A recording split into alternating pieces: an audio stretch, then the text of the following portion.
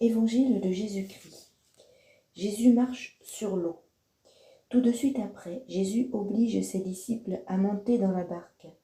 Il veut qu'ils passent avant lui de l'autre côté du lac, vers la ville de Bethsaïda. Pendant ce temps, il veut faire partir la foule. Jésus la renvoie donc, puis il s'en va dans la montagne pour prier. Quand la nuit arrive, la barque est au milieu du lac, et Jésus est seul à terre. Il voit que ses disciples ont du mal à ramer, parce que le vent souffle contre eux. Alors, vers la fin de la nuit, Jésus vient vers eux en marchant sur l'eau. Il veut les dépasser. Les disciples le voient marcher sur l'eau, et ils croient que c'est un fantôme.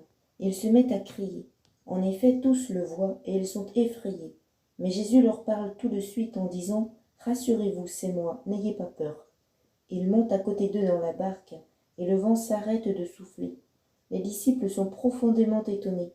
En effet, ils n'ont pas compris ce qui s'est passé quand Jésus a partagé les pains. Leur cœur est fermé. Jésus guérit les malades dans la région de Génézareth. Jésus et ses disciples finissent de traverser le lac, et ils arrivent dans la région de Génézareth. Ils descendent de la barque, et les gens reconnaissent Jésus tout de suite. Alors ils courent dans toute la région, ils se mettent à apporter les malades sur leurs nattes, partout où ils entendent dire « Jésus est là ». Partout où Jésus va, dans les villages, les villes, les fermes, les gens viennent mettre les malades sur les places et ils le supplient. « Laisse-les seulement toucher les bords de ton vêtement. » Et tous ceux qui le touchent sont guéris. La tradition des ancêtres.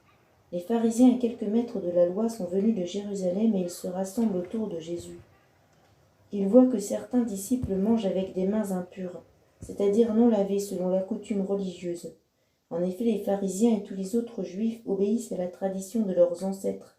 Avant de manger, ils se lavent toujours les mains avec soin. Quand ils reviennent de la place publique, ils se lavent toujours avant de manger. Ils respectent aussi beaucoup d'autres coutumes qu'ils ont reçues des ancêtres. Par exemple, la façon de laver les verres, les pots et les plats. C'est pourquoi les pharisiens et les maîtres de la loi disent à Jésus « Tes disciples ne vivent pas selon la tradition des ancêtres. Ils mangent avec des mains impures. Pourquoi donc ?» Jésus leur répond « Vous êtes des hommes faux. Ésaïe avait raison quand il a parlé de vous. Il a écrit de la part de Dieu « Ce peuple me respecte en parole seulement, mais son cœur est très loin de moi. Ils me font des prières et des sacrifices, mais cela ne vaut rien.